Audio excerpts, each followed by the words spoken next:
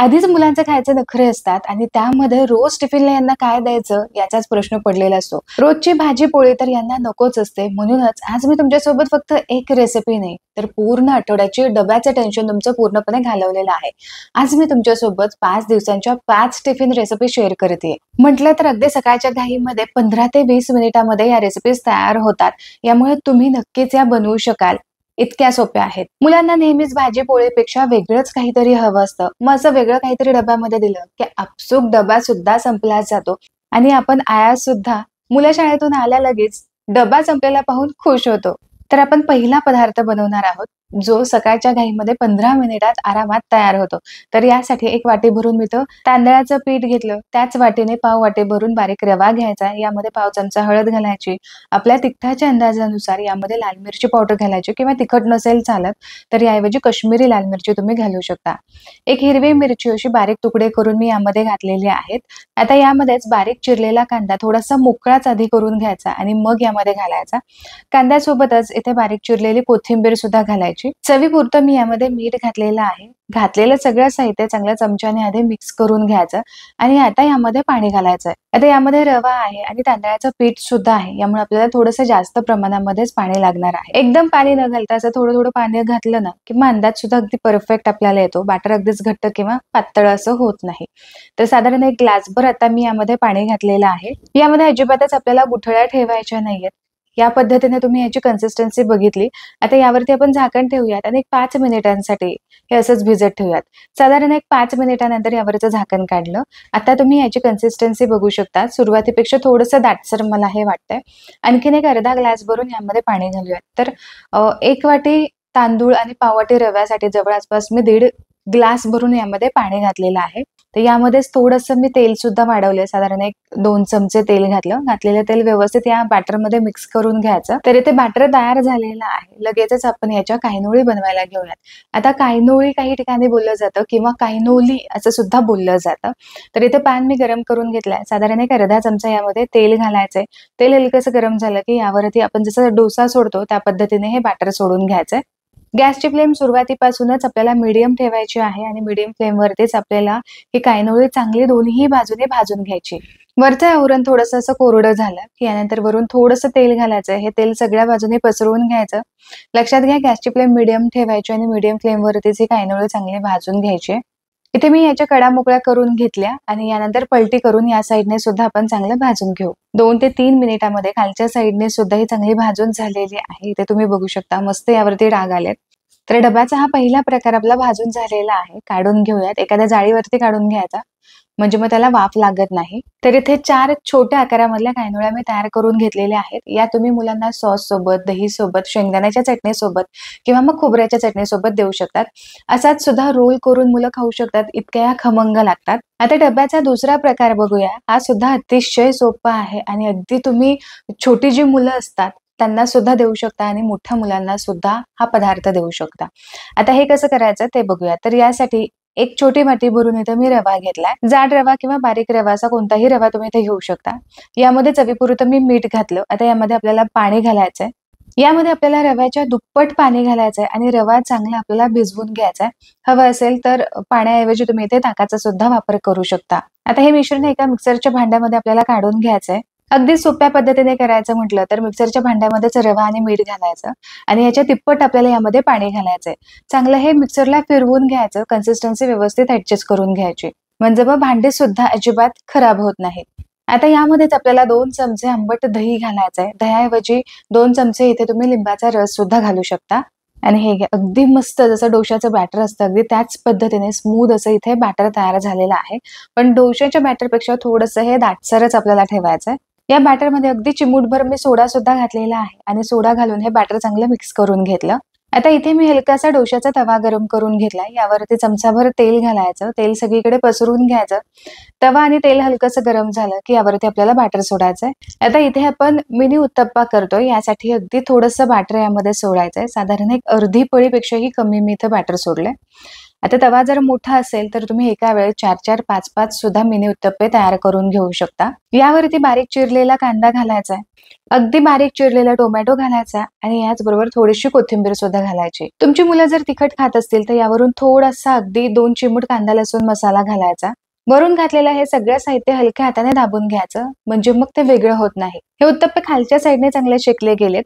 पलटी करून आपण दुसऱ्या साईडने सुद्धा हलकासा दाब देऊन शेकून घेऊ. फक्त एक अर्धा मिनिटांसाठी खालच्या साईडने मी हे भाजून घेतलेलं आहे.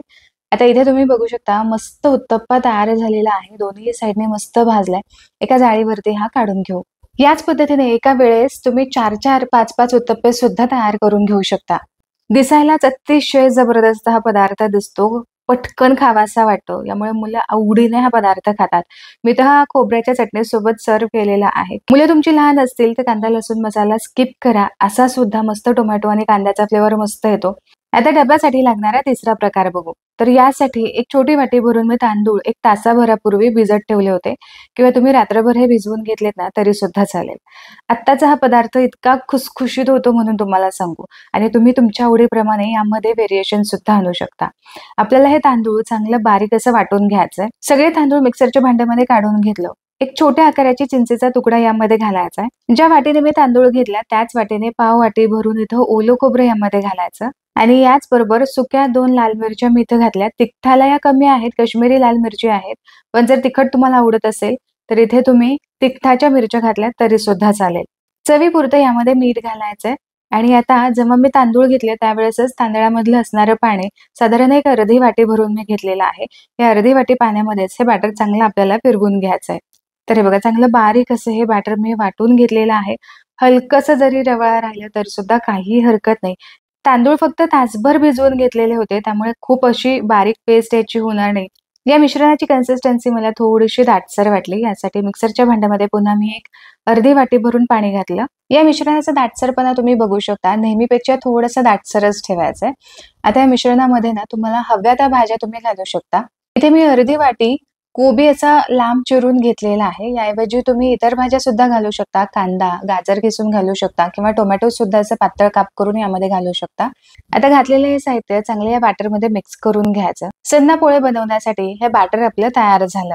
आता इकडे मी पॅन गरम करून घेतलाय. यामध्ये अर्धा चमचा तेल घातलं आणि तयार केलेलं हे मिश्रण यामध्ये घालायचं. सगळ्या बाजूने हे मिश्रण व्यवस्थित पसरवून घ्यायचं. हा जो पदार्थ आपण बनवतोय तो साऊथ इंडिया मधला हा पदार्थ आहे की जो पटकन तयार होतो आणि वेगळी अशी चटणी भाजी बनवण्याची गरज पडत नाही. वरून मिश्रण थोडंसं कोरडं वाटायला लागलं की यावरती साधारण अर्धा चमचा भरून तेल घालायचं. डोसा पटकन भाजला जातो, पण हे सन्नापोळे मात्र भाजायला थोडासा जास्त वेळ लागतो, कारण इथे तांदूळ आपण खूप वेळ भिजवून घेतलेले नाहीये किंवा फर्मेंट सुद्धा केलेलं नाही ना. आपण यामध्ये इनो किंवा सोडा असं काहीही घातले नाही तरी सुद्धा हे सन्नापोळे चवीला अप्रतिम लागतात. जसं थालीपीठ खुसखुशीत होतात ना, अगदी त्याच पद्धतीने हे सन्नापोळे सुद्धा मस्त खुसखुशीत लागतात. हलकासा दाब देऊन मी हे भाजून घेतलंय. यामध्ये व्हेरिएशन्स तुम्ही वेगवेगळ्या भाज्या टाकू शकता, किंवा जर तुमच्याकडे मिरची नसेल तर याऐवजी काश्मीरी लाल मिरची पावडर तुम्ही घालू शकता. तर हे सन्नापोळे मी असं ट्रायंगल शेपमध्ये कट करून घेतलेत, म्हणजे ते दिसायला थोडेसे वेगळे अट्रॅक्टिव्ह दिसतात. यासोबत तुम्ही नुसती लोणच्याची एखादी फोड किंवा सॉस दिलात ना तरी सुद्धा चालेल. डब्याचा चौथा प्रकार बनवायचा. यासाठी इथे मी बटाटे 2 मीडियम साईजचे छान उकडून घेतलेत. आता हे चांगले मॅश करून घेऊ. तर इथे बटाटे चांगले मॅश करून झालेले आहेत. आता यामध्येच इतर साहित्य आपल्याला घालायचंय. यामध्ये चवीपुरतं मीठ घालायचं. 1 चमचा लाल मिरची पावडर घालायची, किंवा तिखटाचा अंदाज तुमच्याप्रमाणे ठेवा. यामध्येच पाव चमचा भरून हळद घातली. पाव चमचा भरून आपल्याला यामध्ये घालायचंय काळं मीठ. पाव चमचा भरून जिरा पावडर. पाव चमचा भरून आपल्याला इथे धने पावडर घ्यायचे. अर्धा चमचा गरम मसाला, अर्धा चमचा चाट मसाला, आणि याच बरोबर तुम्ही इथे अर्धा चमचा आमचूर मसाला सुद्धा घालू शकता. आता यामध्येच भरपूर कोथिंबीर घालायची. आवडत असेल तर अगदी बारीक असा कांदा चिरून सुद्धा तुम्ही यामध्ये घालू शकता. घातलेले मसाले आणि कोथिंबीर चांगली या बटाट्यामध्ये मिक्स करून घ्यायची. मोठे मोठे बटाट्याचे तुकडे सुद्धा आपल्याला यामधले बारीक करून घ्यायचे. इथे मस्त चटपटीत असं बटाट्याचं स्टफिंग आपलं तयार झालेलं आहे. आता इथे नेहमीप्रमाणेच मी चपाती लाटून घेतलीये. पुरीप्रमाणे ही थोडीशी आपल्याला जाडच लाटायची. आता यावरती अगदी थोडंसं आपल्याला कसुरी मेथी घालायची, आणि याचबरोबर अगदी थोडासा आपल्याला यामध्ये ओवा सुद्धा घालायचा आहे. घातलेले हे सगळं साहित्य व्यवस्थित आपल्याला या चपातीवरती सेट करून घ्यायचंय. आणि आता तयार केलेलं हे बटाट्याचं मिश्रण आपल्याला या चपातीवरती लावून घ्यायचंय. खूप जाड सुद्धा याचा थर लावायचा नाही, थोडंसं पातळच पसरवून घ्यायचं. आता याचा आपल्याला रोल बनवून घ्यायचा आहे. आपल्याला याचा घट्टसर असा रोल बनवून घ्यायचा आहे. चपातीचं पीठ मळत असताना खूप जास्त ते सैलसर मळू नका, थोडंसं असं घट्टच पीठ मळून घ्यायचंय. म्हणजे मग हे मिश्रण जे आहे ते अगदीच खूप पातळ होत नाही आणि आपल्याला हव्यात अशा बाईट्स तयार करता येतात. हा रोल असा पोळपाटावरती थोडासा घोळवून घ्यायचा, व्यवस्थित ऍडजस्ट करून घ्यायचा. याच्या ज्या कडा आहेत त्या आतमध्ये व्यवस्थित दाबून घ्यायच्या आणि आता लगेचच याचे 1-1 इंचाचे असे तुकडे कट करून घ्यायचे. आता कट केलेला हा रोल हातावरती घ्यायचा, यावरती अगदी थोडंसं तीळ आपल्याला घालायचंय आणि हलकासा दाब देऊन हा चपटा करून घ्यायचा. पलटी करून दुसऱ्या साईडला सुद्धा तीळ लावून असं दाबून घ्यायचं. अशाच पद्धतीने सगळे कट केलेले जे बाईट्स आहेत ते आपण बनवून घेऊयात. आता इथे सगळे बाईट्स तयार झालेले आहेत. हवं असेल तर हे तुम्ही डीप फ्राय करू शकता, पूर्ण तेलामध्ये तळू शकता किंवा मग माझ्या पद्धतीने तव्यावरती थोडंसं तेल घालायचं आणि यामध्येच शॅलो फ्राय करून घ्यायचंय. दोन्ही साईडने हे पोटॅटो बाईट्स मी चांगले भाजून घेतलेले आहेत. मीडियम फ्लेमवरती भाजायचे म्हणजे आतमध्ये पर्यंत व्यवस्थित भाजले जातात. नुसतेच हे पोटॅटो बाईट्स चवीला भन्नाट लागतात, पण हवं असेल तर तुम्ही थोडासा सॉस यासोबत ठेवू शकता. बटाट्याची भाजी चपाती देण्यापेक्षा हा असा पर्याय एकदम उत्तम ठरतो. डबा अगदी साफ होऊन येतो. आता सेम बटाट्याचं मी मिश्रण इथं घेतलेलं आहे आणि यामध्येच आपण मस्त आलू टोस्ट बनवणार आहोत. तर यासाठी मी इथं जे ब्रेड आहेत ते असे 2 भागामध्ये कट करून घेतले. यावरतीच आपल्याला हे मिश्रण लावून घ्यायचंय. इथे 4ही ब्रेडला मी मिश्रण लावून घेतलेलं आहे. आता तव्यावरती चमचाभर बटर मी लावून घेतलेलं आहे. आता यावरतीच आपण हे टोस्ट ठेवूयात आणि मीडियम फ्लेमवरती साधारण 1 ते 2 मिनिटांसाठी चांगले खालच्या बाजूने कुरकुरीत होईपर्यंत हे भाजून घेऊयात. आता 2 मिनिटांनंतर पलटी करून घ्यायचंय आणि या साईडने सुद्धा आपल्याला चांगलं भाजून घ्यायचंय. दोन्ही साईडने चांगले टोस्ट भाजून झालेले आहेत. आवडत असेल तर तुम्ही हे असंच सर्व करू शकता. पण मी मात्र यावरती थोडंसं चिंचेचं पाणी लावून घेतलं आणि शेव चांगली चिकटून घेतली. आशा करते की 5 दिवसाच्या 5 टिफिनच्या या रेसिपीज तुम्हाला आवडल्या असतील. रेसिपीज आवडली असेल तर व्हिडिओला लाईक जरूर करा. तुमच्या मित्रपरिवारामध्ये नक्की शेअर करा. पुन्हा भेटूया अशाच एका मस्त रेसिपी सोबत. तोपर्यंत स्वस्त राहा आणि मस्त मस्त खात राहा.